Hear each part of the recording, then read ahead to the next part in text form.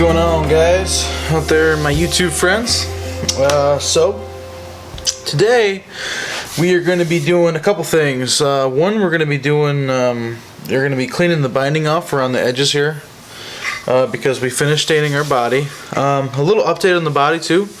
I did go back over it since we last left off. What I did was I scuffed the entire body once it completely dried. What I found is when you sand it before it's completely dry, even if it feels dry, you're gonna end up pulling color out of the grain. You're gonna end up pulling the black out of the grain, and it's gonna end up looking blotchy.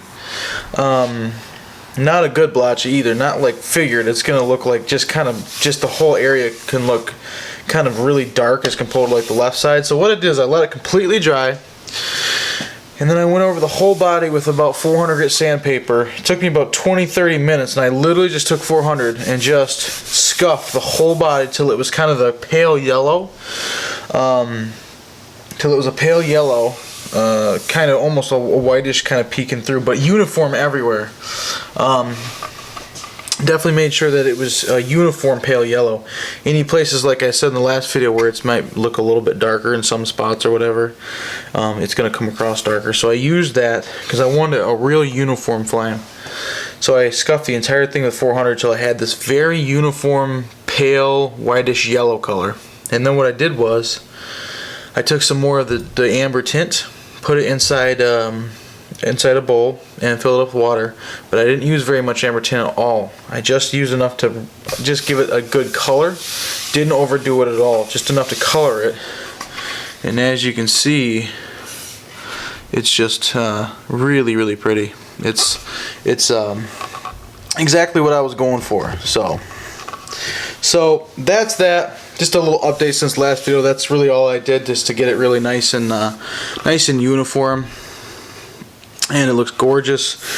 Still has the nice grain popping from the black that we put on it there, but just a more uniform yellow color. Really makes the grain look more straight across, more fluid everywhere. So yeah, that's that. So the first step that we're gonna do once this thing is dried for a couple days, it's all nice and set, is we're gonna end up cleaning the binding around the face of it. Not necessarily on the sides right yet, but we're going to do it on the face of it, and it's going to kind of lock in the top and get it all done. So I'll do a little close-up here and I'll show you how you do that. Alright, so we got our body. Got a nice up-close shot here. What you want to take is a razor blade. And what we're going to do is we're just going to use the very edge of the razor blade just to scrape the very top part of this binding. And what you want to do is just kind of put it on there and just go straight side to side. So just like that. Kind of work in the same motion all the way around. Now I've done a lot of this binding already just to save some time. As you can see though, it's pretty clean. It looks fairly decent. But you're just going to take this razor blade and you're just going to go all the way around the body, all the way around the front. You can see it kind of comes off in little flakes there.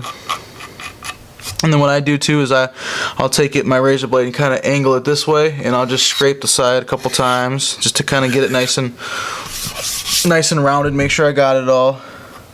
I'm seeing a couple spots here where I still need to get some of it. So right there.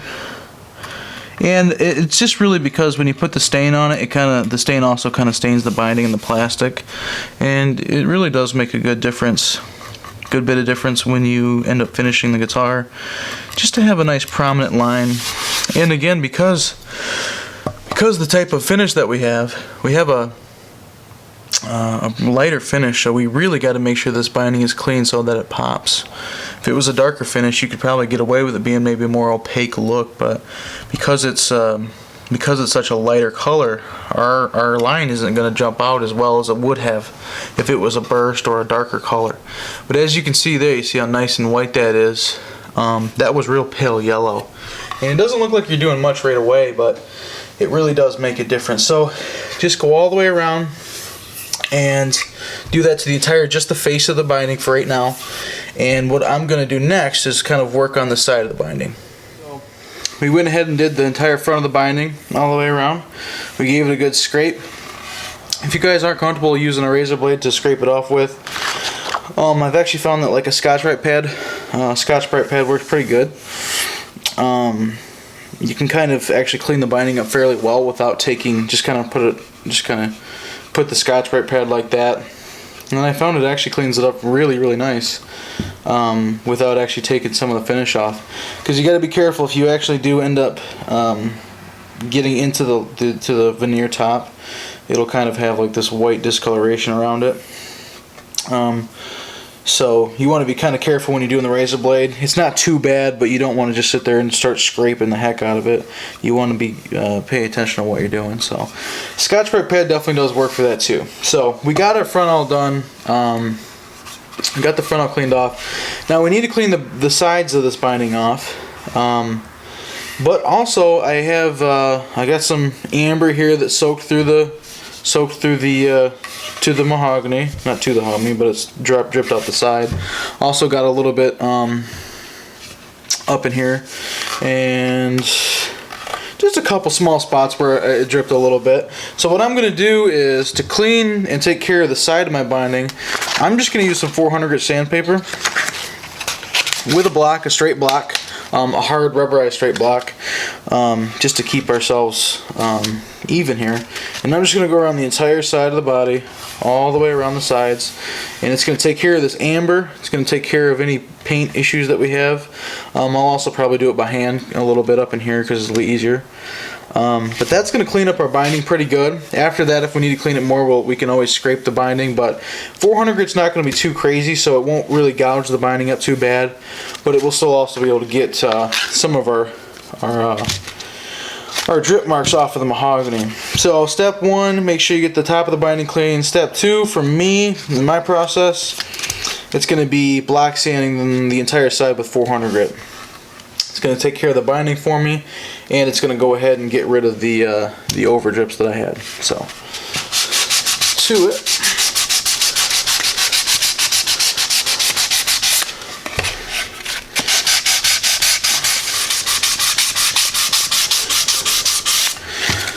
I found that it works really good if you actually kind of take the block at an angle. Not necessarily kind of straight up and down, but almost like a little bit of an angle, and still go this way, but just tilt your block almost diagonally. Works really good. Another thing that this is kind of doing too is just kind of getting ourselves a better shape. You know, because this is shaped actually really nice, but you can feel some waves in it. You can feel a little bit of this or that. This is just going to help it get a more accurate shape. And because we are using a block, it's going to keep everything straight. It's a hard rubberized block. This one doesn't bend on you at all, so that'll keep a straight line going all the way around. Some more of the amber. Again, like in here, if it starts getting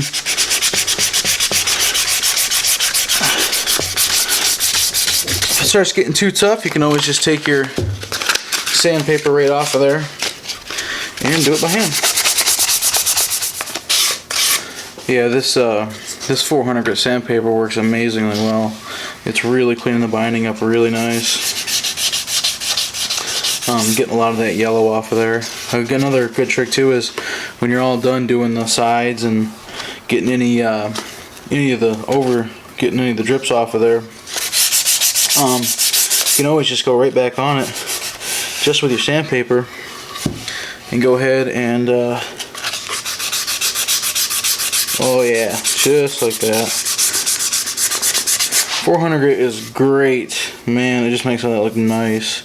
So we got a nice straight line, nice edge on there, not too sharp, and taking care of all that.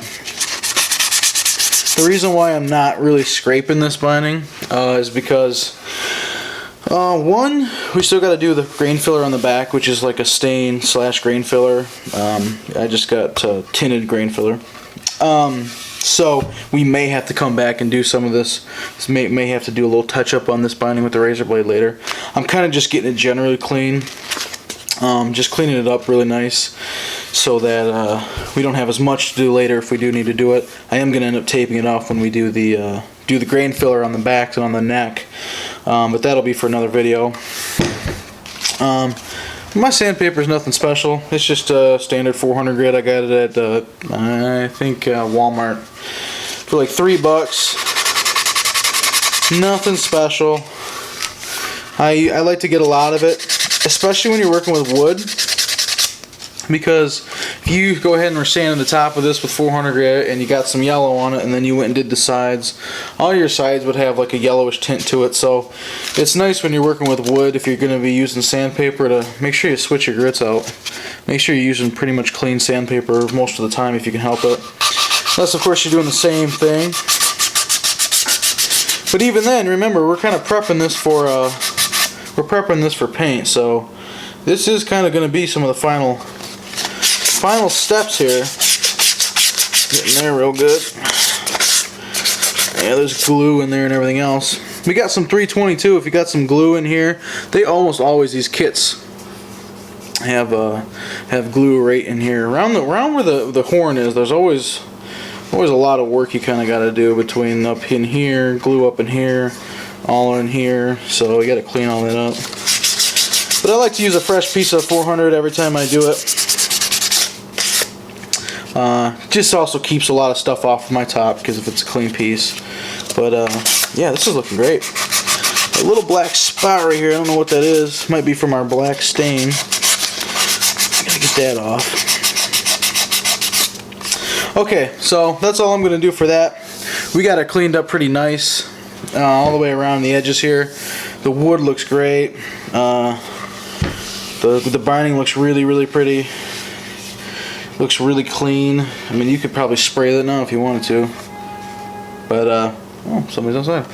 So, that looks really good. So, I am going to clean this off a little bit with a clean towel. And the next step is going to be putting the neck in. Gluing the neck in. Alright, everybody. So, we got the binding all nice and cleaned off around the top. Are nice and stained up here. We cleaned up all our edges and all the sides. Cleaned up the side of the binding as best we could. The next thing we're going to do is we're going to take the neck and we're going to glue it into the body. So what you do here, this is pretty easy. Take our Titebond wood glue, original Titebond wood glue, and I'm going to open it up. And I'm just going to put a little bit of it right here on the joint. And what I just got this little paintbrush here. I got this from like Walmart. I got it for like 50 cents. So what I'm going to do is I'm just going to use this to kind of paint the glue all over this binding. Or all over this joint. Might have used a little too much, but that's okay. You want it on all the faces. You also want it underneath the fretboard. So you do want it on the top of that, on the bottom side of that fretboard. Put it over here. And Titebond wood glue is very water based, so it really does absorb into the wood and then hardens. And from what I've read, Titebond hardens harder than actual wood fiber is. So you're going to have a really crazy tight, hard connection with this joint. So that's perfect. We kind of got it around there. Don't worry if you get a little bit over on, you know, if you kind of get a little bit where it shouldn't be. Oh, you also want to get it here too. You want to get it on this side. Anywhere where it's going to touch and actually make a connection, you want to get that Titebond in there. And so I just used I just found a little cheap, you know, paintbrush works perfect for that. It goes right on. Now also with your neck fit, you don't want you want a tight neck fit, but you don't necessarily want it so tight that's going to push all the glue out. So I kind of like put it in there, felt how it was. It was really, really tight, which is good. But again, if it's super, super, super tight, where you're having to like wedge it in there, which is kind of what I was having to do, you're not going to be able to get the glue in between there. You still need a layer of glue in between. So you don't want it so tight that you can't push it in there. You want it just snug, just to give the glue some room to actually bond in between and connect the fibers. So we got it here, and it's pretty simple at this point. We're just gonna. It's going to get messy, that's okay, don't worry about it. It's going to ooze out everywhere. Just like that. There we go. And a little trick here, if you got a rag with some warm water on it, wipes away wood glue like crazy. Works great for wiping away tight bond wood glue. So I'm going to pick this up. As you can see, the joint's already pretty tight. We really need to push this in there, just like that. Okay, so I just snugged it in there really good. You can see it's starting to kind of come out from the side. So I'm just gonna. Well, you know what the first thing I'm gonna do is? First thing I'm actually gonna do is I'm gonna clamp it. I got a couple of these clamps here. Take my rag. Just gonna get in here, wipe off any excess glue you see sitting around there. A nice rag with some lukewarm water. Take this glue right off. It won't be sticky or nothing. It'll just take it right off. You want to get as much of it you can. Another great example. Got some glue in there. Oh boy, I got glue all up in here. So I'm just kind of going around it, cleaning it up, making sure there's no glue, making sure my rag don't touch no places where there's glue, so it don't sit on there. I've used a toothbrush for this too before. If you got a little toothbrush, you can really get in the grooves from nice. Little toothbrush with some warm water on it. So there you have it. We got a nice tight fit on there. I'm just gotta press it down a little bit, straight down, just to make sure we got a good solid connection on it. And there we go. I'm just gonna put a couple more clamps on this. I just got a couple handheld ones here. I'm gonna put a couple clamps and put one about probably right here, or maybe on the inside, and I'm gonna put one more on the other side. So I'm gonna get 3 clamps on it before I let it sit for the night. Okay, so I got the clamp on here. I got the main one. I got a kind of a second one on there. I just kind of wedged in there. I don't know if maybe you can see that. Definitely got everything nice and cleaned up. If you can see there, it's a little wet from the rag, but all the joints are nice and clean. I got inside the pickup cavity and just took my rag in there and just cleaned all of it out. So just make it nice and neat. So yeah, I just kind of lift the towel up. I just go around it and look, make sure you can see how nice that looks. There's pretty much no excess glue anywhere. That rag really takes care of it good. So that's that. It's gonna have to sit here for about 24 hours. Part 3 is gonna finally be getting to the grain filling. We're gonna be filling all the grain. Filling all the grain on the back of the neck and also on the back of the body.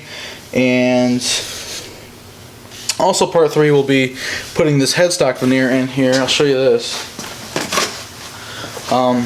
I showed this to you guys before. I got this headstock veneer off of eBay, and it's the exact Gibson shape with the Gibson logo inside it. And this is going to be awesome because we're going to be able to actually we're going to do a little bit of shaping, but for the most part, this is going to be really close to being an exact fit, even with the holes. So we're going to be probably cutting a little bit off the bottom there, gluing it down as close to the holes as we can.